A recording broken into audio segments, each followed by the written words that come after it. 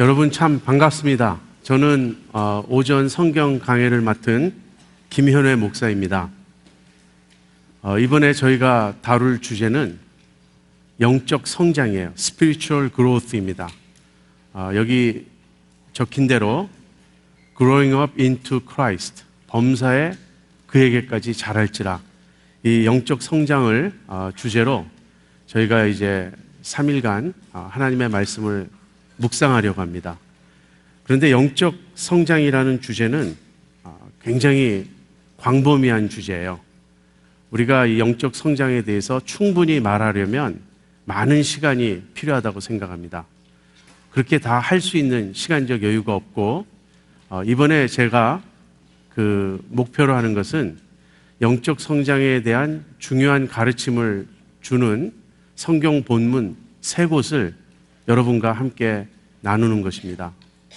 그래서 오늘은 에베소서 4장 13절부터 16절까지를 중심으로 공동체로서 우리가 어떻게 성장할 것인가, 공동체적 성장에 대해서 말씀을 상고하고자 합니다. 또 내일은 베드로전서 1장 22절부터 2장 3절까지 성장의 동력을 살펴보려고 해요. 동력이란 말이 좀 어려운데 파워입니다. 무엇이 성장을 가능케 하는가? 우리가 성장하려면 우리에게 힘이 필요해요. 그 성장을 가능케 하는 힘은 무엇인가? 그것을 내일 살펴보려고 하고요. 셋째 날, 마지막 날은 요한일서 2장 3절부터 11절까지 그 본문을 중심으로, 그렇다면 성숙한 그리스도인의 모습은 무엇인가? 그리스도인의 표지, 그 사인은 무엇인가? 무엇을 보고 저 사람은 영적으로 성숙한 사람이구나, 이런 걸 우리가 알 수 있는가? 이제 이런 주제들을 차례대로 살펴보려고 합니다. 왜 영적 성장이 필요하죠? 왜 우리가 영적으로 자라가야 합니까? 우리가 예수님 믿고 이제 구원 받았으면 그것으로 족하지 왜 또 영적으로 자라나야 하는가? 사실 참으로 거듭난 사람이라면, 참으로 구원받은 사람이라면, 참으로 그 안에 하나님의 생명을 가진 사람이라면 이 질문이 필요 없어요. 왜라는 질문 이전에 영적으로 성장하고 싶은 갈망이 있을 수밖에 없습니다. 그것이 생명의 특징이에요. 내 안에 하나님의 생명이 있다면 그 생명은 자라고자 하는 그 욕구를 지니게 마련입니다. 그래서 왜 영적 성장이 필요한가? 이 말은 사실 참으로 영적으로 거듭난 사람들에게는 필요 없는 질문이긴 하지만 그래도 몇 가지 우리가 그 중요성을 좀 생각해 볼 수 있습니다. 우리가 영적으로 성장하지 않으면 우리 개인적으로 믿음의 그 리얼리티, 믿음의 실제를 체험할 수가 없습니다. 내가 믿는다고는 하는데 그 믿음이 내 삶에 실제로 역사하는, 믿음이 작용하는 그런 경험을 별로 하지 못해요. 영적으로 성장하지 않으면. 그냥 막연히 남들이 그렇다고 하니까 그런가 보다, 그런 식으로 믿는 것이지 실제 하나님과 동행하는 것이 무엇인지, 하나님의 살아계심을 내가 매일매일 체험하면서 살아갈 수가 없습니다. 그래서 우리들 개개인이 믿음의 그 실제, 리얼리티를 체험하기 위해서 영적 성장은 반드시 필요합니다. 또 우리가 공동체적으로 영적으로 성장하지 않으면 교회의 사명인 증거를 감당할 수 없습니다. 한국 교회는 사실 이 점이 지금 가장 큰 필요인 것 같아요. 우리가 수는 많고 또 전도열도 높아서 끊임없이 세상에 우리가 복음을 말합니다. 그러나 세상에 그 복음이 실제로 어떻게 역사하는지를 보여주질 못하고 있어요. 예수 믿으면 이렇게 달라진다, 예수 믿으면 이런 모습을 띈다 하는 것을 말로는 우리가 설명하는데 우리의 변화된 모습, 성숙한 모습으로 보여주질 못하고 있습니다. 그래서 우리가 영적으로 성숙해야 돼요. 영적으로 성장해야 돼요. 그래야 우리들 개개인도 이 믿음의 실제를 체험할 수 있고 또 우리가 함께 공동체적으로 세상에 주님의 살아계심과 이 복음의 영광을 증거할 수 있습니다. 그래서 이제 이 영적 성장의 중요성을 우리가 염두에 두면서 3일 동안 이 영적 성장에 대해서 살펴보려고 하는데, 오늘은 그 중에 이제 첫 번째 날입니다. 오늘은 공동체적 성장에 대해서 이제 함께 좀 생각을 해보고자 합니다. 여러분, 신앙생활은 공동체적으로 이루어져야 합니다. 신앙생활은 그 출발부터 공동체적이어야 돼요. 이것은 아무리 강조해도 지나치지 않습니다. 그 이유는 우리에게 개인주의적인 성향이 너무 많기 때문에 그래요. 우리는 신앙생활도 개인주의적으로 하려는 그런 성향이 강합니다. 그래서 자꾸만 하나님과 나와의 관계, 거기에만 초점을 맞추려고 하는 그런 경향이 있어요. 그런데 하나님과의 관계는 물론 신앙생활에서 가장 중요하다고 말할 수 있는데, 그 하나님과의 관계도 공동체적으로 함께 추구해야 한다는 거예요. 나 혼자 하나님을 알아갈 수가 없습니다. 하나님을 알아가기 위해서도 우린 공동체적으로 함께 하나님을 알아가야 돼요. 그리고 하나님을 믿는 우리는 또 서로 사랑해야 됩니다. 서로 사랑하라는 이 계명을 실천하기 위해서는 공동체가 있어야 돼요. 나 혼자 이웃을 향해 사랑을 베풀고 나 혼자 하나님을 찬양하고 나 혼자 세상에 나가 증거하는 것이 아니에요. 우리가 처음부터, 신앙생활은 출발부터 처음부터 공동체 안에서 이루어진다는 이 사실을 우리가 기억해야 하겠습니다. 공동체적 성장이란 두 가지 그 측면이 있어요. 하나는 우리들 개개인의 신앙이 공동체 안에서 성장해야 한다는 뜻이고요. 또 다른 하나는 우리가 공동체로서 성장해야 한다는 그런 뜻입니다.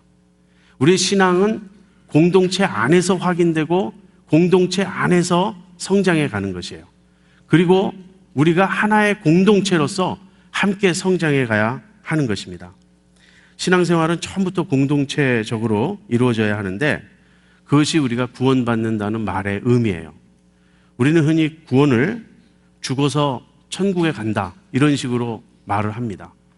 구원은 죽어서 어디에 가는 것이 아니에요. 물론 우리가 죽으면 우리가 하늘에 갑니다. 천국이 아니고 정확히 표현하면 하늘에 가요. 그 하늘에서 주님과 함께 우리가 영으로 거할 것입니다. 그러나 그것은 임시 상태예요. 그 후에 우리의 몸이 부활하고 부활한 몸을 가지고 새하늘과 새 땅에서 영원히 살게 될 것입니다. 그것이 우리의 구원의 완성이죠. 그러나 구원은 장차 이루어질 어떤 것이 아니고 예수 믿는 이 순간 여기서부터 시작되는 것이에요. 그리고 그 구원은 하나님의 백성이 되는 것입니다. 하나님께서 우리를 부르실 때 하나님 그분에게로만 부르신 것이 아니고 그분의 백성들에게로 우리를 부르셨어요. 우리는 예수님 믿는 순간 하나님의 자녀가 되고 하나님의 백성의 일원이 됩니다. 이것을 바울의 표현을 빌어서 설명한다면 그리스도의 몸의 지체가 됩니다. 우리는 공동체 일원이 되는 거예요. 하나님의 백성의 일원이 되고 그리스도의 몸의 지체가 됩니다. 저는 이것을 믿음의 가족이 된다 이런 말로 표현하면 참 좋을 것 같다고 생각해요. 여러분 가정생활을 하실 때 우리에게 다 가족이 있죠. 근데 여러분이 가족의 일부입니까? 아니면 여러분의 가족이 또는 가정이 여러분의 일부입니까? 한번 이 점을 잘 생각해 보세요. 내가 가족의 일부인가? 아니면 가정이 나의 일부인가? 우리가 가족의 일부죠. 그것이 우리의 자연스러운 사고방식 아닙니까? 집안에 어려움이 닥쳤어요. 그럼 우리는 내 어려움보다 내 개인의 상황과 형편보다 그 가족을 먼저 생각하고 가족이 다 마음을 합쳐서 그 문제를 어떻게 해결할 것인가를 우리 가족은 생각합니다. 그리고 그 가족 중심의 사고방식 속에서 우리들 개개인의 삶을 조절해요. 이것이 가족이에요. 근데 가족이 어떤 어려움에 처했든지 간에 가족은 나의 일부일 뿐이라고 생각해서 내가 가족에 컨트리뷰트 할 수 있는 목은 요 정도입니다. 그렇게 내가 정하고 내가 그렇게 컨트롤하는 것이 아니죠. 그런 사람은 가족이 아니에요. 가족의 일원이 된다는 것, 그것은 내가 그 안에 한 부분이 되어서 가족이 전체이고 가족을 중심으로 생각하며 살아갑니다. 이것이 가정생활 아닙니까? 이 신앙생활도 마찬가지예요. 믿음의 공동체 안에서 그 믿음의 가족 안에서 내가 그 믿음의 가족의 일부가 되어서 살아가는 거예요. 많은 사람들이 신앙생활을 또는 그 교회 생활이나 이런 공동체적인 신앙을 내 삶의 한 부분으로, 삶을 파이로 표시하면 파이의 한 조각으로 생각하는 경향이 있습니다. 이것은 성경적 사고방식이 아니에요. 이것은 현대적 사고방식이고 개인주의적인 사고방식이지, 성경적 사고방식은 처음부터 공동체적이고 처음부터 우리들 사이에 그 연대감, 하나라는 그 의식을 강조하고 있습니다. 여러분이 초대교회에서 예수님을 믿게 된다면 어떤 식으로 예수님을 믿게 될까 한번 생각해 보세요. 초대교회 때 예수님을 믿는다는 것은 예수님을 믿는 즉시 그 예수 믿는 사람들, 그 소위 말하는 이제 교회고, 그 당시는 가정교회가 이제 중심이었죠. 그 가정교회의 일원이 되는 것을 의미해요. 내가 교회의 일원이 되고 그 믿는 사람들 틈에 내가 한 일원이 되어서 속해서 함께 살아가는 것이 초대교회에서는 예수 믿는 모습이었어요.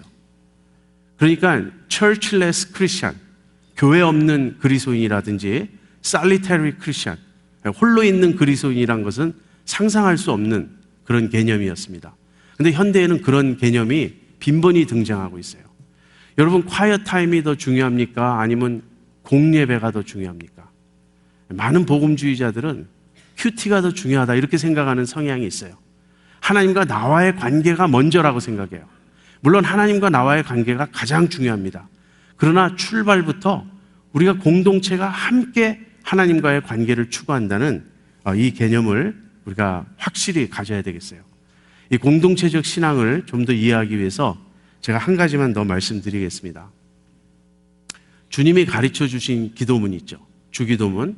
하늘에 계신 우리 아버지, 아버지의 이름이 거룩히 여김을 받으시오며, 이렇게 쭉 가는 기도문입니다. 이 기도문을 우리가 많이 들었고 많이 암송하고 이 기도문에 대해서 설교도 많이 들었습니다. 근데 이 주기도문을 우리가 생각하면서 이 중에 가장 소홀히 여겨지는 그런 부분이 있어요. 그 단어가 있어요. 주기도문을 보통 강의하실 때 처음에 하나님의 아버지 되심을 강조합니다. 그리고 하나님 중심의 간구를 먼저 해야 된다는 것을 설명해요. 그리고 나서 우리의 필요를 간구한다고 말합니다. 그런데 그때 우리의 필요라기보단 나의 필요라고 생각해요.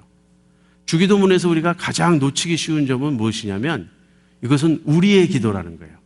하늘에 계신 우리 아버지, 하늘에 계신 내 아버지가 아니고 우리 아버지, 그 다음에 오늘날 우리에게 일용할 양식을 주옵시고, 우리가 우리에게 죄 지은 자를 용서한 것 같이 우리의 죄를 용서해 주옵시고, 우리의 기도예요. 이 주기도문은 예수님이 제자들에게 가르쳐 주신 기도로서 예수님의 그 공동체, 예수님을 믿고 따르는 예수님의 사람들, 그 예수님의 사람들의 공동체의 기도입니다. 예수님이 제자들에게 너희가 함께 이렇게 기도하라. 너희가 함께 살라. 하나님의 이름과 하나님의 나라와 하나님의 뜻을 함께 추구하면서 살라. 그래서 공동체적으로 드리는 기도예요. 이 기도를 드리려면 우리는 우리가 있어야 돼요. 우리가 함께 하나님을 우리 아버지라고 부를 수 있는 지체가 있어야 돼요. 여러분, 신앙 공동체에서 우리가 주기도문을 드릴 때 오늘날 우리에게 일용할 양식을 주옵시고, 우리가 이렇게 말합니다. 그 말은 우리들 공동체의 필요를 주님 채워주십시오 하는 기도예요. 근데 그렇게 기도하는 중에 우리의 지체 중, 형제 중, 자매 중 누군가가 너무나 궁핍해서 굶고 있어요. 먹을 것이 없어요. 그런데 우리가 오늘날 우리에게 일용할 양식을 주옵시고라고 기도하면서 그 형제의 궁핍함을 돌보지 않는다면 이 기도는 드릴 수 없는 기도예요. 우리에게 달라고 하셨으니까 주님은 우리에게 말씀하십니다. 내가 너희들에게 주었다. 문제는 우리가 나눠야 되는 거예요. 우리가 함께 나누면 나눌 수 있도록 달라고 기도하는 것입니다. 죄 용서의 기도도 마찬가지예요. 우리 예수님 믿는 우리 공동체 안에서, 우리들 안에서 우리가 서로 용서해야 된다는 얘기예요. 우리 안에 용서하지 않고 원한을 품고 있고 원수 맺는 그런 관계는 예수님의 공동체에서 있을 수 없습니다. 그러니까 우리가 서로 용서하고 하나가 되는 이것을 기도하는 것입니다. 그래서 주기도문이 보여주는 바는 이것은 우리의 기도이고, 주님은 주님을 따르는 제자들에게 처음부터 너희가 함께 공동체적으로 살고 또 나를 따르라 이렇게 주님 말씀하신 것이에요. 오늘 제 강의 요점은 하나입니다. 신앙은 공동체적으로 성장해야 하는 것이다 하는 그 점이에요. 그 점을 좀 더 잘 이해하기 위해서 에베소서 4장 13절부터 26절까지 우리가 오늘 함께 상고할 본문인데요. 같이 보겠습니다. 우리가 다 한 목소리로 이 본문을 읽겠습니다. 우리가 다 하나님의 아들을 믿는 것과 아는 일에 하나가 되어 온전한 사람을 이루어 그리스도의 장성한 분량이 충만한 데까지 이르리니 이는 우리가 이제부터 어린아이가 되지 아니하여 사람의 괴술과 간사한 유혹에 빠져 모든 교훈의 풍조에 밀려 요동치 않게 하려 함이라. 오직 사랑 안에서 참된 것을 하여 범사에 그에게까지 자랄지라. 그는 머리니 곧 그리스도라. 그에게서 온 몸이 각 마디를 통하여 도움을 입음으로 연락하고 상합하여 각 지체의 분량대로 역사하여 그 몸을 자라게 하며 사랑 안에서 스스로 세우느니라. 짧지 않은 본문입니다. 이 1시간 안에 이 본문을 우리가 충분히 상고하기란 좀 벅찬 일이에요. 그러나 어쨌든 우리가 이 본문을 중심으로 어떻게 공동체적으로 우리가 성장할 것인가 바울 사도의 가르침에 귀 기울이도록 하겠습니다. 본문을 간단히 분해한다면 13절과 14절을 믿음 안에서의 성장이라고 제목을 붙이고 15절과 16절을 사랑 안에서의 성장 이렇게 제목을 붙일 수 있겠습니다. 그래서 먼저 13절 믿음 안에서의 성장을 살펴보도록 하겠습니다. 바울은 이렇게 말합니다. 우리가 다 하나님의 아들을 믿는 것과 아는 일에 하나가 되어 믿음 안에서 하나가 되라. 그리고 하나가 되어서 우리가 이제 성장해 가는 것입니다. 그래서 하나가 되어 온전한 사람을 이루어 본문은 이렇게 말해요. 이 온전한 사람이라는 말은 우리들 개개인이 온전한 사람이 된다는 뜻이 아니라 공동체로서 우리가 교회로서 한 몸으로서 우리들이 전체적으로 성숙한 사람이 되어야 된다. 성숙한 그리스도의 몸, 성숙한 교회가 되어야 된다 한다는 그런 뜻이에요. 그래서 성숙 이전에, 성장 이전에 무엇이 전제되고 있냐면 연합이 전제되고 있어요. 우리가 믿음 안에서 하나가 되어, 즉 다시 말하면 공동체가 되어 이 공동체적으로 함께 성숙한 사람으로 자라가야 한다. 지금 그렇게 말하고 있는 것입니다. 그래서 이 부분을 좀 생각해 보겠어요. 우리가 하나님의 아들을 믿는 것과 아는 일에 하나가 되어 하나님의 아들이 우리 믿음의 대상이시죠. 하나님의 아들이 우리의 믿음의 주님이시죠. 그러니까 우리가 하나님의 아들을 믿습니다. 그런데 바울은 믿는 것과 아는 일이라는 두 가지 표현을 쓰고 있어요. 하나님의 아들을 믿는 것은 무엇이며 아는 것은 무엇인가? 이것을 같은 것으로 보는 그런 학자들도 있습니다. 그런가 하면 좀 구분해서 설명하는 학자들도 있어요. 저는 구분해서 보는 입장입니다. 하나님의 아들을 믿는다. 이 말은 이 믿음은 우리에게 주어진 어떤 교리적인 내용이에요. 하나님의 아들이 어떤 분이신지에 대해서 우리가 똑같은 교리적 이해를 가져야 하고 똑같은 신앙 고백을 해야 한다는 것이에요. 이것은 우리의 객관적 믿음의 내용입니다. 예를 들면 우리가 다 하나님의 아들을 믿는다고 말하는데 어떤 분들은 하나님의 아들 우리 주 예수 그리스도를 우리 주님을 존경한다는 표현을 써요. 난 예수님을 굉장히 존경한다. 그의 의미는 공자님을 존경하듯이 석가부처 그 석가모니 부처님을 존경하듯이 소크라테스를 존경하듯이 인류의 위대한 스승으로 예수님을 존경한다. 이런 뜻이라면 물론 우리가 예수님을 스승으로 모시고 존경하는 것은 당연하지만 우리가 고백하는 의미에서의 신앙의 내용은 아니에요. 우리는 예수님을 하나님의 아들로 인정하는 것입니다. 예수님을 만유의 주님으로 고백하시는 겁니다. 고백하는 겁니다. 예수님이 신성을 지니신 분이라고 삼위일체 하나님의 제2위격이라고 고백하는 것입니다. 이 신앙 고백에서 차이가 있다면 우리가 믿음 안에서 하나가 될 수 없어요. 그래서 하나님의 아들을 믿는 것에 하나가 된다. 이것은 예수님에 대한 똑같은 교리적 이해를 가져야 한다. 똑같은 신앙 고백이 있어야 한다 하는 것이에요. 그런가 하면 하나님의 아들을 아는 일에서 하나가 돼요. 이 안다는 것은 인격적인 알미예요. 이것은 주관적인 반응입니다. 내가 하나님의 아들을, 예수님을 하나님의 아들로 신성을 지니신 만유의 주님으로 인정하는 것, 그것이 이제 믿는 것이라면 그 예수님을 내가 어떻게 섬길 것인가, 내가 주관적으로 그 예수님에게 어떻게 믿음의 반응을 보일 것인가, 헌신 또는 열심, 주님을 사랑한다, 이런 표현이 여기에 해당되겠습니다. 그래서 전자, 하나님의 아들을 믿는 것을 지식이라고 말할 수 있어요. 그리고 후자, 하나님의 아들을 아는 일을 열심이라고 말할 수 있습니다. 이 두 가지 점을 잘 보여주는 성경 구절을 소개하겠습니다. 로마서 10장 2절과 3절이에요. 로마서 10장 2절과 3절. 우리 화면에 보이죠? 우리 다 같이 한번 읽겠습니다. 내가 증거하노니 저희가 하나님께 열심히 있으나 지식을 좇은 것이 아니라 하나님의 의를 모르고 자기 의를 세우려고 힘써 하나님의 의를 복종치 아니하였느니라. 이 말은 바울이 유대인에 대해서 하신 말씀입니다. 그러니까 내가 증거하노니 저희가 유대인들이 하나님께 열심히 있어요. 그러나 지식을 좇은 것이 아닙니다. 그래서 하나님의 의를 모르고 믿음으로 하나님께서 우리에게 값없이 은혜로 의롭다고 여겨주시는 그 구원의 길을 모르고 율법을 지켜서 자기 의를 쌓아서 구원을 얻으려고 하는 그 길을 택했다는 거예요. 하나님의 의를 모르고 자기 의를 세우려고 힘써 하나님의 의를 복종치 아니하였다. 이게 유대인들의 문제 아닙니까? 예수님이 오셨지만 예수님을 믿지 않았어요. 예수님을 거부했어요. 그리고 율법을 지킴으로써 자기들이 구원을 얻으려고 했습니다. 여러분, 유대인들의 이 율법에 대한 열심은 상상을 초월합니다.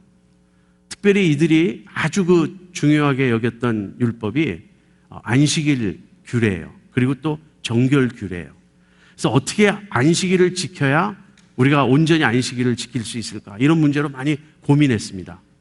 그래서 사람이 물건을 들고 가면 이건 안식일을 범하는 거죠. 일하는 거니까.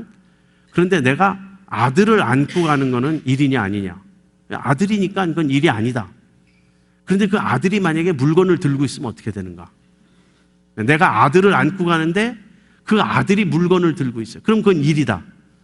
얼마나 정말 머리털 곤두서는 그렇게 따지는 겁니까? 그런 식이었어요. 어떤 랍비는 감옥에 갇혔을 때 하루에 한 컵의 물을 받았다 그래요. 근데 그 한 컵의 물을 마시지 않고 손 씻는 일에 쓰느라고 목말라 죽었다는 일화도 있어요. 유대인들의 손 씻는 건 위생적인 게 아니라 의식적인 거, 그러니까 종교 의식적인 건데, 이 손끝에서부터 물이 흘러서 여기 팔꿈치에 가서 떨어지는 그런 식으로 씻는 게 있어요. 그러니까 물 한 컵 가지고 그걸 씻으려니 마실 물이 없는 거예요. 이 말이 사실인지 아닌지 모르겠어요. 저도 책에서 읽은 거니까. 그러나 그 정도로 열심히 있었습니다.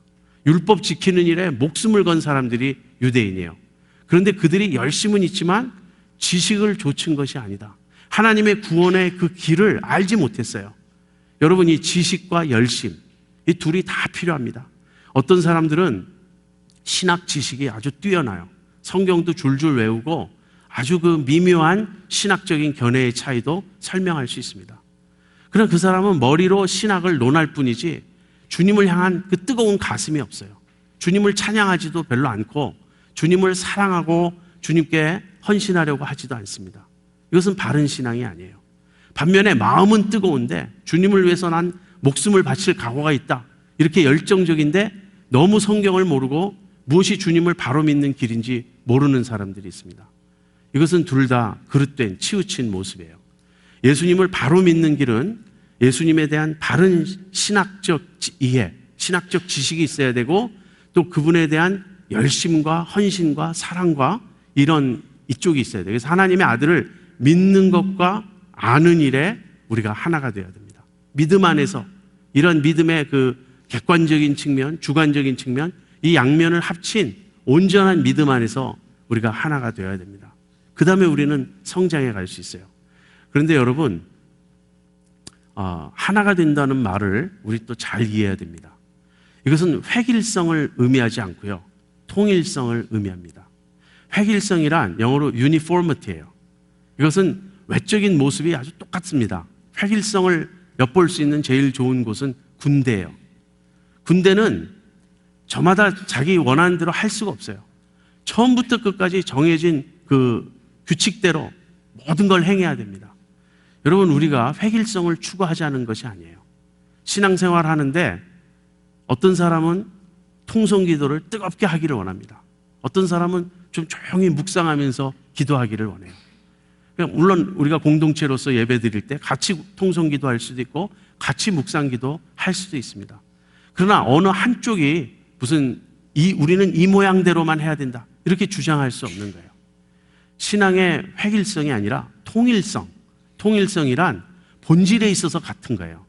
그러나 어떤 개성의 문제, 어떤 비본질적인 문제에 있어서는 서로의 차이를 인정하는 것입니다.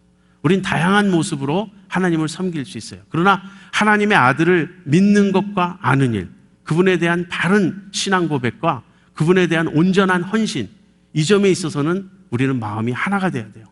여기서 통일성을 이루어야 되고, 그 다음에 그것을 표현하는 우리들 각자의 그 방법은 다양할 수 있습니다. 그래서 먼저 우리는 하나님의 아들을 믿는 것과 아는 일에 하나가 되어야 되겠습니다. 여러분과 신앙적인 그 동질성을 가진 공동체가 있습니까, 여러분? 한번 여러분이 같이 신앙생활하는 그 지체들의 모습을 생각해 보세요. 우리는 같은 열심으로, 같은 믿음으로 행하는가? 그래서 먼저 우리가 공동체적으로 성장하기 위해서는 이 하나됨, 통일성이 전제되어야 됩니다. 그 다음에는 그렇게 이루어 온전한 사람이 돼야 돼요. 온전한 사람은 성숙한 교회라고 제가 말씀드렸어요. 근데 성숙한 모습은 무엇이냐면 그리스도의 충만에 장성한 분량에 이르는 것입니다. 우리말 번역에는 그리스도의 장성한 분량이 충만한 데까지 이르리니 이렇게 되어 있는데요, 이 번역을 조금 바꿔서 그리스도의 충만이 장성한 분량에 이르는 것입니다. 여러분, 그리스도의 충만이 무엇인지 아십니까? 에베소서 1장 23절. 지금 저희가 4장을 묵상하고 있는데요, 1장에 가보면 이 충만에 대한 말이 나와요. 교회는 그의 몸이니 만물 안에서 만물을 충만케 하시는 자의 충만이니라. 만물 안에서 만물을 충만케 하시는 분은 누구죠? 예수님이에요. 우리 주님 그리스도예요. 그리스도는 만물 안에서 만물을 충만케 하시는 분인데 교회는 그분의 충만이다, 이렇게 말하고 있어요. 이게 무슨 말이죠? 만물을 충만케 하시는 우리 주님께서 교회도 충만케 하신다는 뜻입니다. 여러분, 그리스도로 충만한 교회의 모습을 한번 생각해 보세요.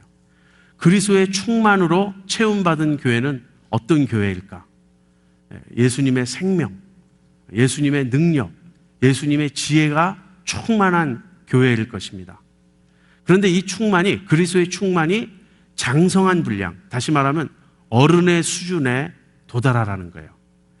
그리스도의 그 충만으로, 그리스도의 생명과 은혜와 이런 것으로 우리가 채움을 받는데, 그 채움 받는 것이 어른의 수준에 도달한 그 교회의 모습을 생각해 보세요. 우리가 예수님을 믿는 믿음 안에서 하나가 되어서 이제는 그 예수님이 공급해 주시는 그러한 생명, 그러한 신성, 그러한 지혜, 그런 능력, 이런 예수님의 생명으로 충만해졌는데 그 충만받은 모습이 어른의 수준에 도달한 그 교회, 거기까지 자라라고 지금 바울은 말하는 거거든요. 그래서 여러분에게 제가 이런 질문을 던지고 싶어요. 여러분은 성숙한 교회를 보셨습니까? 성숙한 그리스도인을 보았느냐, 이렇게 질문하면 우리는 뭐 많이 보는 건 아니지만 그래도 봅니다. 내 주변에 성숙한 그리스도인들이 종종 있어요. 아, 저분을 보면 예수 믿는 게 이런 거구나, 우리가 알 수 있는 그런 좋은 본이 되시는 우리 신앙의 지체들이 있습니다. 그런데 성숙한 교회란 어떤 교회일까요? 한 개인이 성숙한 게 아니라 교회로서 성숙한, 공동체가 성숙하다는 건 무슨 의미일까요? 그래서 그리스도의 충만이 그 안에 어른의 수준에 도달해 있는 그런 교회. 여러분, 이런 교회를 한번 생각해 보세요. 이런 신앙 공동체가 우리가 꿈꾸고 우리가 그렇게 자라가야 될 목표인 것입니다. 한번 이렇게 생각해 볼 수 있어요. 여기 성숙한 공동체가 있습니다. 저는 성숙한 사람은 일단 겸손하다고 생각해요. 그 성숙한 공동체에 가보면 처음 조인한 사람은 우쭐해질 수 있어요.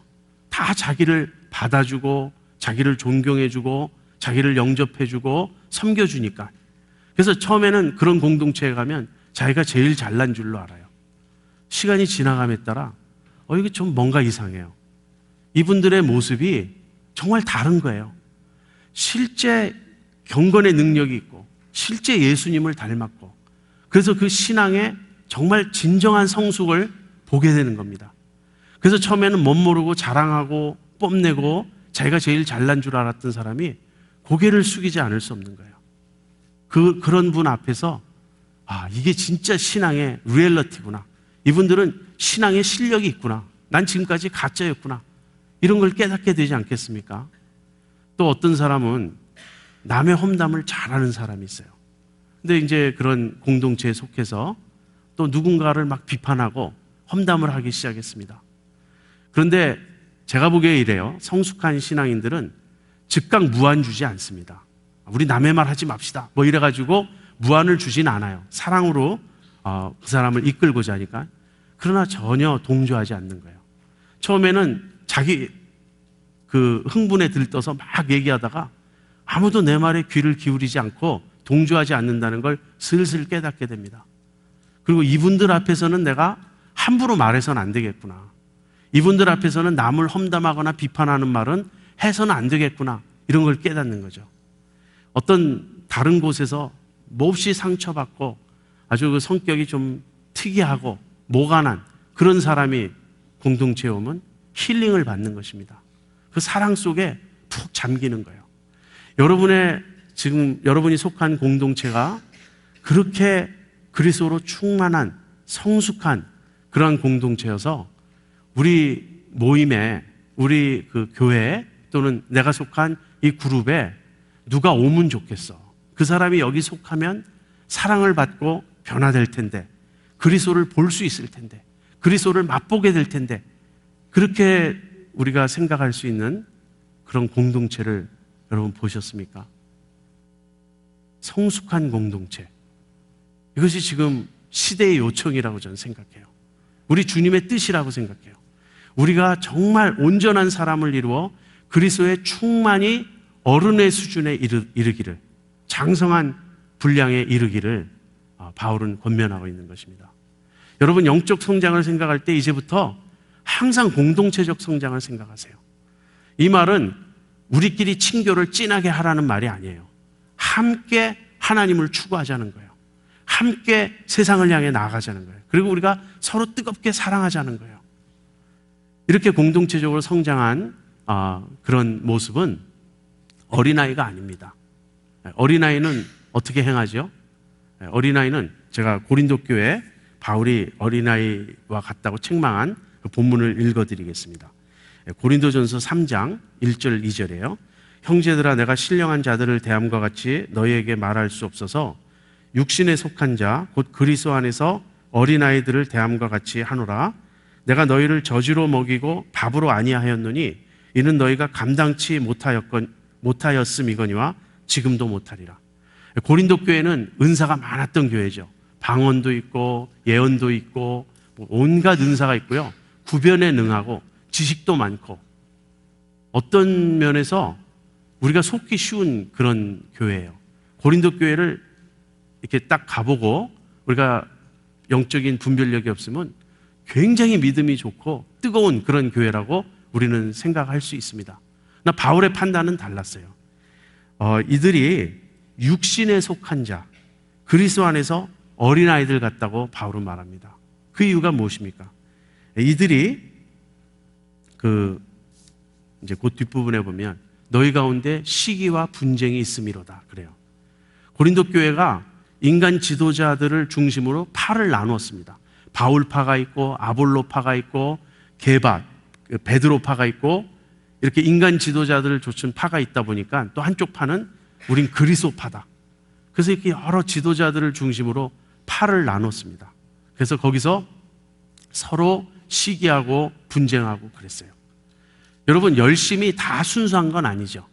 열심이 있는데 그 열심이 육신에 속한 열심일 수 있어요. 결국 자기를 드러내고자 하고 자기가 속한 집단을 드러내고자 하는 그런 이기적인 열심일 수 있습니다. 그래서 고린도 교인들은 굉장히 뜨거웠지만 바울은 그들을 책망했어요. 너희가 육신에 속한 자, 그리스도 안에서 어린아이들 같다. 이 어린아이들의 문제는요, 밥을 먹을 수가 없어요. 갓난아기 키워보면 아이가 젖을 먹어야 되잖아요. 조금 단단한 음식을 줄 수가 없잖아요. 아직 소화할 능력이 없습니다. 한마디로 고린도 교회는 자기 자신들이 굉장히 신령하고 굉장히 영적인 교회라고 스스로 생각하고 주장했지만 바울이 볼 때는 그리스도 안에서 너희는 너무 베이비다. 너희는 너무 갓난아기와 같다. 그래서 내가 너희들을 저주로 먹이고 아주 기본적인 그런 복음의 진리를 기본적인 것으로 설명할 수밖에 없고 단단한 식물, 장성한 자가 먹을 수 있는 그런 깊은 진리는 내가 너희들에게 나눌 수 없다. 그렇게 바울이 책망했던 겁니다. 여러분, 신앙적으로 어린아이에 머물러 있으면 그런 거예요. 그래서 이제는 우리가 어린아이가 되지 아니하고 이제는 어떻게 됩니까? 우리가 이제 성장해야 되죠. 그래서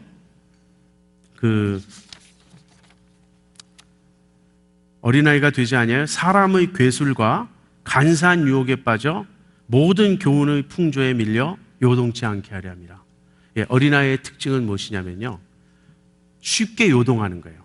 쉽게 우리 주변에 이렇게 지나가는 이단적 가르침, 잘못된 풍조에 영향을 받고요.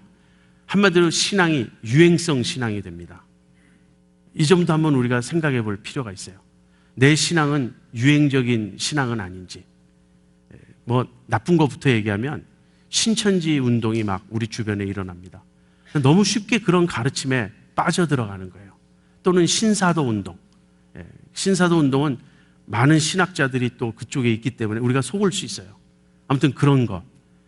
이런저런 우리 주변에 자꾸 새로운 어떤 신앙 무브먼트가 일어납니다. 근데 그걸 우리가 잘 분별해야 돼요. 우리가 믿음이 어리면 그냥 어떤 신앙 운동이 일어난다 그러면 그냥 거기 영향을 받고, 요즘은 교회 안에서 제자 훈련이 대세야. 요즘은 찬양과 경배가 대세야. 여러분, 제자 훈련도 찬양과 경배도 내적 치유도 이런 것이 어떻게 유행일 수 있습니까? 이것은 우리가 교회로서 계속 추구해야 될 그 사역의 내용들이지, 요즘에는 제자 훈련이 대세고, 요즘에는 또 새로운 무엇이 대세고, 요즘에는 단기 선교가 유행이야. 이런 거 아니지 않습니까? 근데 우리는 너무 유행적인 신앙을 가지고 있어요. 이 리버럴한 자유주의적인 신학을 가진 분들은 어제 유럽에서 책이 출판되면 벌써 오늘 그거를 얘기합니다. 그 신학을 충분히 이해하지도 못한 채 그냥 유행적으로 따라가는 거예요.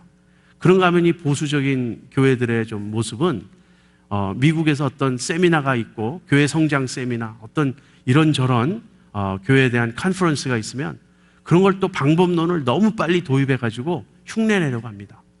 성숙한 신앙은 그런 유행적 신앙이 아니에요. 교훈의 풍조에 밀려 요동하지 않습니다. 뿌리가 깊습니다. 그래서 신앙적으로 안정되어 있어요. 성숙은 안정입니다. 이것은 완고함을 의미하지 않고요, 주님께 뿌리를 깊이 내리고 있고 하나님의 아들을 믿는 것과 아는 일에 있어서 성숙한 수준에 도달했기 때문에 쉽게 요동하지 않는 그런 모습입니다. 바울이 우리에게 말씀하시는 것은 우리가 그러한 성숙한 교회가 되어야 된다 하는 것이에요. 여러분이 말씀 하나하나를 들으시면서 계속 우리 자신을 돌아봐야 됩니다. 내가 속한 공동체는 어떤가? 나의 신앙은 어떤가? 우리가 되새겨볼 수 있기를 바랍니다. 이제 우리가 믿음 안에서의 성장을 생각해 보았어요. 이제 15절, 16절 두 번째 부분은 사랑 안에서 성장하는 것을 생각해 보겠습니다. 우리가 성숙한 교회는 모든 교훈의 풍조에 밀려 요동치 않는 이제 그런 교회인데, 그렇다면 우리가 어떻게 그 성숙한 공동체로 자라갈 수 있겠는가? 바울은 15절에서 사랑 안에서 참된 것을 하라, 이렇게 권하고 있어요. 사랑 안에서 참된 것을 하여 범사에 그에게까지 자랄지라. 그는 머리니 곧 그리스도라. 그래서 우리가 사랑 안에서 참된 것을 하여 자라나는 것입니다. 근데 이 참된 것을 한다는 말은요, 영어 성경에는 speaking the truth라고 되어 있어요. 진리를 말함으로써. 그래서 사랑 안에서 참된 것을 하여, 이 말을 사랑 안에서 진리를 말하며 이렇게 이해하는 쪽이 좋습니다. 사랑 안에서 참된 것을 하라. 이 말은 사랑 안에서 진리를 말하라, 이 뜻이에요. 그런데 여기서 진리를 말하라, 이것은 거짓말하지 말고 서로 진실하게 대하라, 이런 뜻이라기보다는, 그것도 당연히 공동체에선 중요한 일이지만 사랑 안에서 복음의 진리를 말하라 하는 것이에요. 온갖 교훈의 풍조에 밀려 요동하지 않으려면 우리가 공동체 안에서 서로 사랑 안에서 바른 말씀을 전하고 가르치고 서로 그 복음 진리를 말함으로써 우리가 함께 자라가라 하는 것입니다. 그래서 믿음과 사랑은 분리되지 않아요. 믿음 따로 사랑 따로 있는 게 아니라 사랑 안에서 서로의 믿음을 세워주는 것입니다. 자, 그러면 그 일이 구체적으로 어떻게 이루어지는가? 이제 16절이 키입니다. 16절, 우리 같이 16절 한번 보겠습니다. 그에게서 온몸이 각 마디를 통하여 도움을 입음으로 연락하고 상합하여 각 지체의 분량대로 역사하여 그 몸을 자라게 하며 사랑 안에서 스스로 세우느니라. 이 16절은 읽기에는 참 그럴듯하게 들리는데 무슨 말인지 알기는 참 쉽지가 않아요. 이것은 많은 설명을 필요로 하는 그런 구절입니다. 16절을 이해하기 위해서요, 11절, 12절을 우리가 이해해야 됩니다. 제가 오늘 본문에 포함시키진 않았지만 사실은 11절부터 우리가 묵상했어야 되는 그런 내용이에요. 11절, 12절 한번 같이 보시죠. 그가 혹은 사도로, 혹은 선지자로, 혹은 복음 전하는 자로, 혹은 목사와 교사로 주셨으니 이는 성도를 온전케 하며 봉사의 일을 하게 하며 그리스도의 몸을 세우려 하심이라. 그가 예수님이에요. 예수님이 교회에 몇몇 선물을 주셨어요. 네, 사도, 선지자, 복음 전하는 자, 목사와 교사, 이런 분들을 주셨어요. 우리는 이런 분들을 영적 지도자라고 부르면 되겠습니다. 영적 지도자를 주셨어요. 그런데 이 중에 사도와 선지자는 더 이상 오늘날 존재하지 않습니다. 이분들은 성경을 기록하신 분들이에요. 이분들은 그 신약 성경에 이분들의 가르침과 이분들의 그 테스티모니, 그 증거가 담겨 있어요. 에베소서 2장 20절에 보면 너희는 사도들과 선지자들의 터 위에 세우심을 입은 자라. 이분들은 터가 되는 겁니다. 교회. 어떻게? 그들이 예수님에 대해 증거한 그 내용을 가지고. 그래서 사도와 선지자는 신약 성경이 완성됨으로써 오늘날 더 이상 존재하지 않습니다. 그냥 사도와 선지자는 신약 성경과 동의어로 보시면 되겠어요. 복음 전하는 자는 선교사로 보시면 됩니다. 오늘날 선교사 같은 분들이 복음을 들고 아직 복음이 전해지지 않은 그런 지역에 가서 복음을 전합니다. 그렇다면 목사와 교사는 이미 복음이 전해진 그곳에 그 교인들을 세우는 그런 어떤 로컬 처치의 지역 교회의 지도자들로 우리가 생각해 볼 수 있겠습니다. 자, 이렇게 하나님께서 교회에 이러한 영적 지도자들을 선물로 주셨어요. 그럼 이 영적 지도자들이 교회를 위해서 하는 일은 무엇입니까? 이들이 이 성도를 온전케 합니다. 성도를 세워줘요. 성도를 준비시키고 구비시킵니다. 이퀄입시켜요. 이분들이 어떻게 이퀄입시킵니까? 이분들이 말씀을 가르침으로써 그 일을 하는 거예요. 그래서 영적 지도자들이 하나님의 말씀을 잘 가르침으로써 성도들을 믿음 안에서 세워주고 성도들을 잘 준비시키면 성도들은 무슨 일을 하냐면 봉사의 일을 합니다. 성도들이 미니스트리를 하는 거예요. 성도들이 사역을 하는 거예요. 섬기는 일, 여러 가지 일을 하는 겁니다. 그래서 결국은 영적 지도자와 성도들이 함께 그리스도의 몸을 세워갑니다. 이것이 지금 이 본문이 계속 강조하고 있는 공동체의 성장을 가리키죠. 함께 그리스도의 몸을 세워갑니다. 지금 이 11절, 12절에서 한 이야기를 16절에서 다시 말하고 있는 거예요. 16절에 그에게서 온 몸이 각 마디를 통하여 도움을 입음으로 연락하고 상합하여 이렇게 말하고 있어요. 그에게서, 그는 누구입니까? 예수님이에요. 범사에 그에게까지 잘할지라 그는 머리니 그리스도라 그랬어요. 그런데 이제 그리스도는 우리의 성장의 목표가 되실 뿐 아니라 우리의 성장을 이렇게 이끌어 주시고 우리의 성장에 필요한 것을 공급해 주시는 이 공급의 은혜의 원천도 되십니다. 그래서 먼저 머리 대신 그리스도를 생각해야 돼요. 우리는 공동체인데 어떤 공동체이냐면 그리스도를 머리로 모신 그런 공동체입니다. 우리는 그분의 몸이에요. 그리스도가 머리 되신다는 뜻은 두 가지 의미를 지닙니다. 첫 번째는 머리로서 그분의 authority를 의미할 수 있어요. 그분의 권위. 당연히 그리스도의 몸에 지체된 우리는 머리 되신 그리스도에게 순종하고 그분의 명령에 순종하고 따라야 합니다. 만약에 머리에서 어떤 지시를 보내는데 몸이 말을 듣지 않으면 어떻게 되죠? 불구인 것입니다. 그래서 우리가 그리스도를 머리로 모셨다는 이 의미는 모든 지체들이 그리스도의 머리 되심에 순종해야 한다는 거예요. 그리스도의 머리 되심은 그리스도의 주 되심이라고 또 다르게 표현할 수 있어요. 그러면서 동시에 그리스도는 우리의 몸에 필요한 모든 것의 공급자가 되십니다. 원천이 되세요. 아까 그리스도의 충만이 장성한 분량에 이르러야 한다. 우리가 그렇게 말씀 묵상했죠. 그리스도께서 교회를 충만케 하시는 분이세요. 그래서 그리스도 머리 되신 그분에게서 그에게서 온몸이 공급을 받는다. 이렇게 말하고 있는 것입니다. 여러분 어떻게 우리 공동체가 성숙할 수 있습니까? 그 성숙에 어떤 필요한 모든 자원, 은혜는 누구로부터 옵니까? 그리스도로부터 오는 거예요. 근데 그리스도로부터 그 몸의 성장에 필요한 모든 것이 공급되는데 어떻게 공급되냐면 각 마디를 통하여, 영어로는 리거먼트라고 되어 있어요. 각 마디를 통하여 온몸에 이게 전달이 됩니다. 이 마디에 대해서는 많은 학자들이 아까 에베소서 4장 11절 12절에서 우리가 묵상한 대로 영적 지도자들을 가리킨다 그렇게 봅니다.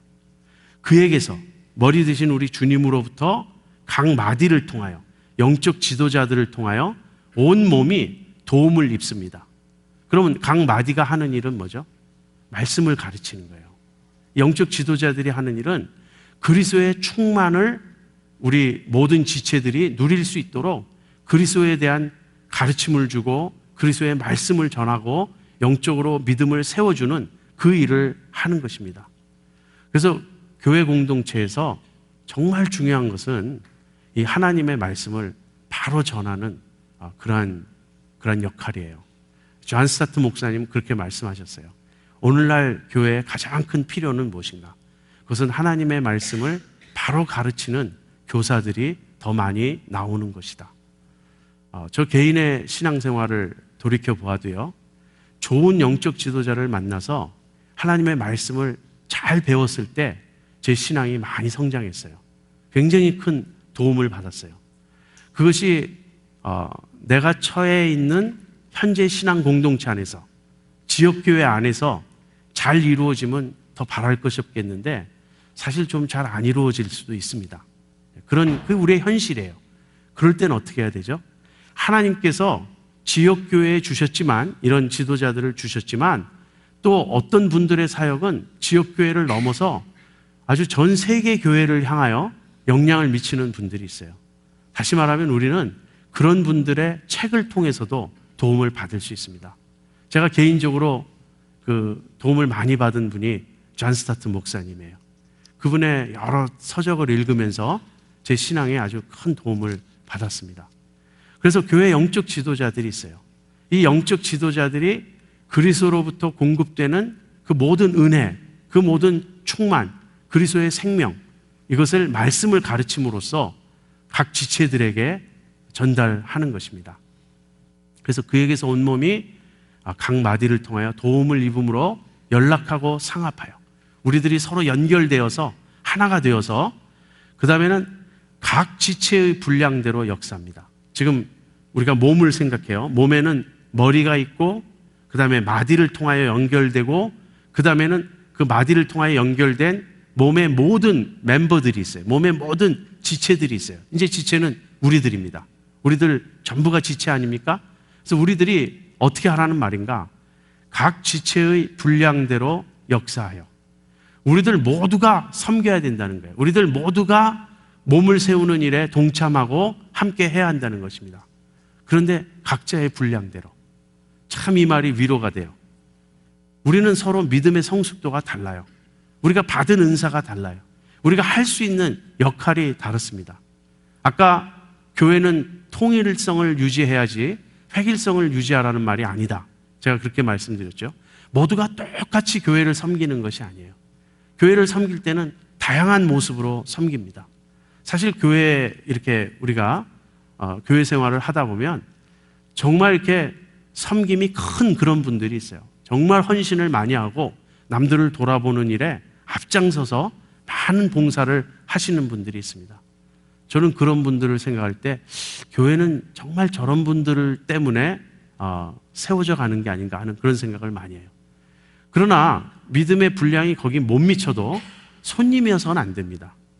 교회를 다닐 때 내가 신앙 공동체에서 나는 받기만 하겠다. 그건 있을 수 없어요. 내가 할 수 있는 분량이 많지 않아도 나 역시 도와야 되는 것입니다. 하는 예를 들어볼게요. 여러분 어떤 교회에 어떤 그 사고를 당해서 아무것도 할 수 없는 그런 어떤 장애를 가지신 분이 멤버로 계시다고 생각해 보세요.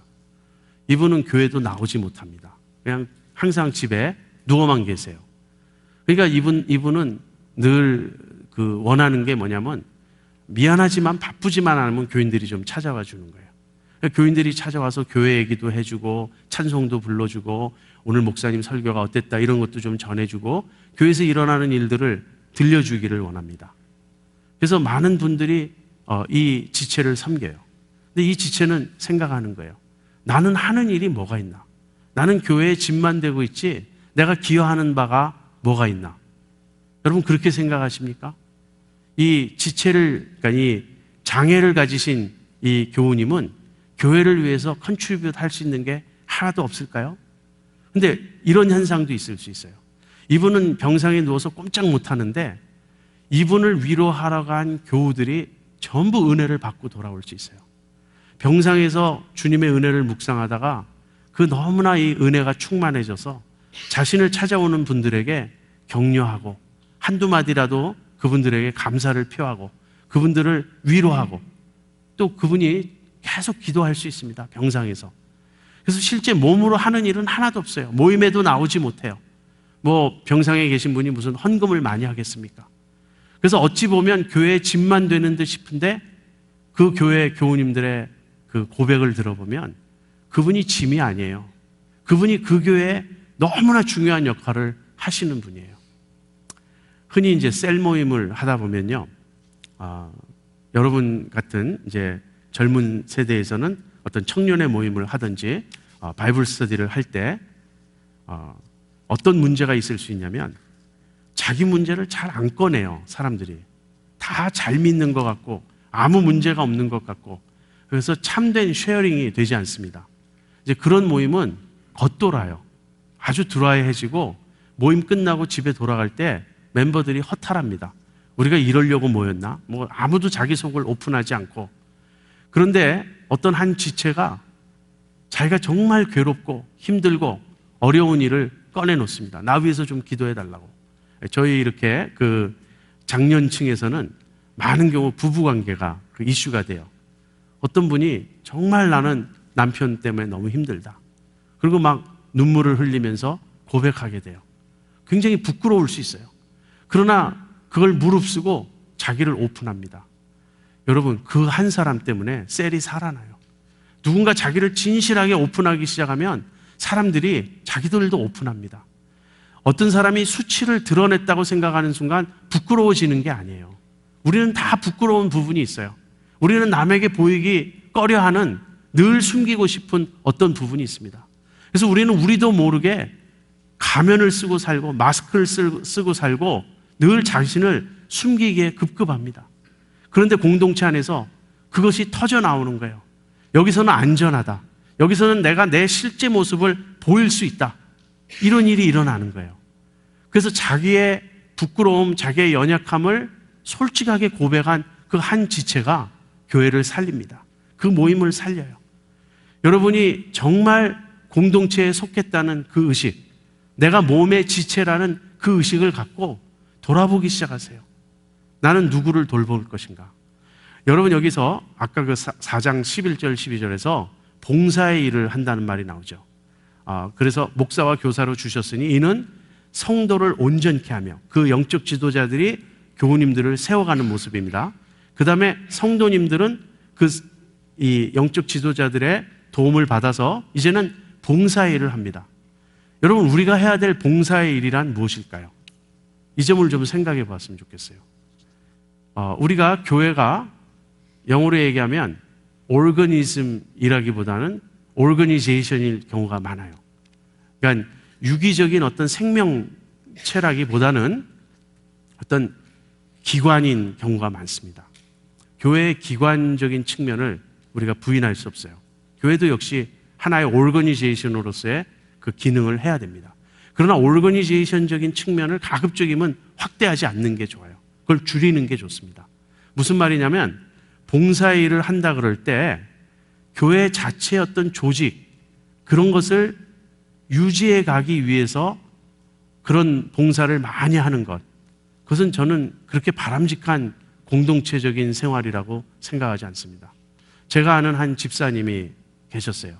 이 집사님이 제가 계산해 보니까 한 일주일에 20시간 정도를 교회에서 보내세요. 새벽 기도 계속 나오죠. 수요 예배, 그 다음에 주말에 있는 셀 모임 또는 목장 모임, 거기다가 이분이 건축위원회 계시고요. 성가대 연습도 나와야 되고요. 아무튼 너무너무 바빠요. 그래서 제가 아니 집사님은 전도사님보다 더 교회를 위해서 시간을 많이 쓰시네요. 제가 그랬습니다. 그런데 그분이 교회를 위해서 쓰는 대부분의 시간은 미팅에 가는 거예요. 어떤 모임에 가는 거예요. 다른 지체를 돌아볼 시간이 없어요.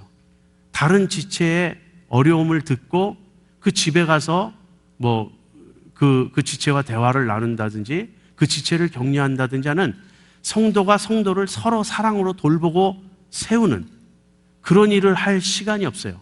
교회라고 하는 어떤 기관, 이것을 운영해가고 현상 유지해가기에 너무 급급해요. 이분은 참 충성된 분입니다. 그래서 맨 마지막에 교회 문을 닫고 가세요. 목회자인 저는 그런 경우가 많습니다. 밤에 아주 늦었어요.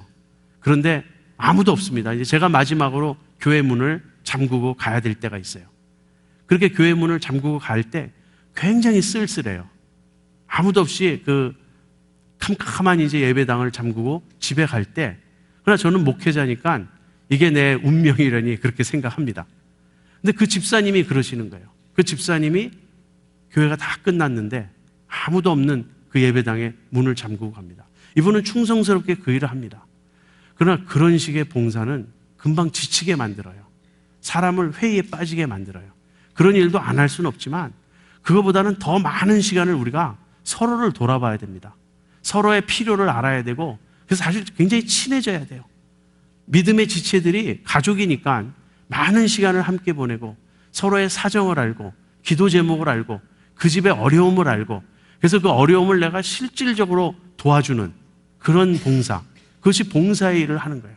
그래서 서로 사랑하면서, 아까 그 사랑 안에서 복음 진리를 말하라 그랬잖아요. 그렇게 여러 가지 필요를 채워줄 뿐 아니라 또 서로 이렇게 복음 진리를 말하면서 믿음을 격려하면서 그렇게 할 때 사랑 안에서 그 몸을 스스로 세우느니라. 각 지체의 분량대로 역사하여 사랑 안에서 그 몸을 스스로 세우느니라. 살아있는 몸은 스스로 자라가요.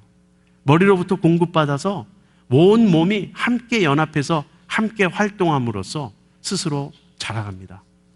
여러분, 신앙 성장의 비결이 무엇이냐? 누군가 저한테 묻는다면, 여러분이 혹시 저에게 질문할 수도 있죠.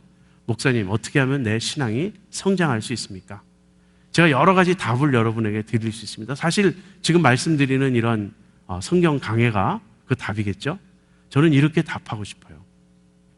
제일 좋은 방법이 있습니다. 신앙이 성장하는 제일 좋은 방법은 신앙이 성장한 사람 옆에 딱 붙는 거예요. 성숙한 신앙 있는 분에게, 성숙한 신앙인 옆에 가서 그 사람과 교제하며 그 사람을 보고 그 사람을 흉내내고 그 사람에게 영향을 받는 것입니다.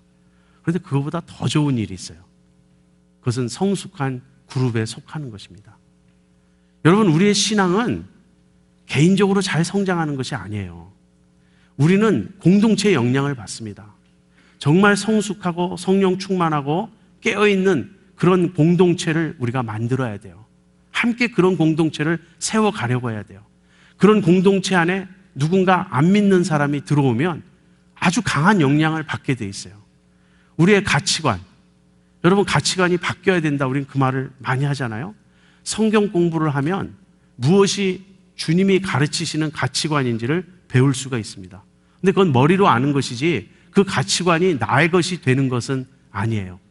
그 가치관이 내 것이 되려면 그런 가치관을 가진, 성경적 가치관을 가진 사람들과 함께 신앙생활할 때 그것이 나의 가치관이 됩니다. 예전에는 이제 어떤 자매님이 동창회를 갔어요. 동창회를 갔는데 친구들이 뭐 남편이 다 내 남편보다 더 승진이 빨라요. 그리고 뭐 핸드백을 자랑하는데 저는 사실 핸드백의 브랜드를 잘 모르니까 뭐 이게 1,000불짜리 핸드백이다. 1,000불짜리가 있어요. 핸드백 하나가. 막 자랑합니다. 그랬더니 옆에 있는 또 친구가 야, 고작 1,000불짜리 갖고 자랑해. 난 2,000불짜리야. 너 어떻게 꺼내는 거야. 그래서 이 자매님이 기가 팍 죽었습니다. 그리고 돌아오면서 남편을 막 그냥 원망하는 거예요. 이 무능한 남편, 난 핸드백 하나 제대로 못 사주고. 옛날엔 그랬던 자매예요. 그런데 자기가 이제 그 공동체에서 신앙생활을 하다 보니까 이 공동체의 자랑은 비싼 핸드백이 아니에요. 이 공동체 안에서는 비싼 핸드백을 가져가면 부끄러워서 그걸 꺼내놓을 수 없는 분위기예요. 우리는 그런 걸 추구하지 않는다. 그래서 이 공동체의 자랑은 전혀 다른 데 있습니다. 어떻게 하면 하나님을 더 알아가는가? 어떻게 하면 내가 주님을 더 본받을 것인가? 그리고 이 공동체에 가면은 늘 자기의 부족을 꺼내놓고 서로 이렇게 위로하고 용기를 주고 그런 분위기입니다. 내가 이 속에 틈에 끼어서 살다 보니까 비싼 핸드백 가진 사람이 부러운 게 아니라 그 자랑하는 사람이 불쌍해지기 시작하는 거예요.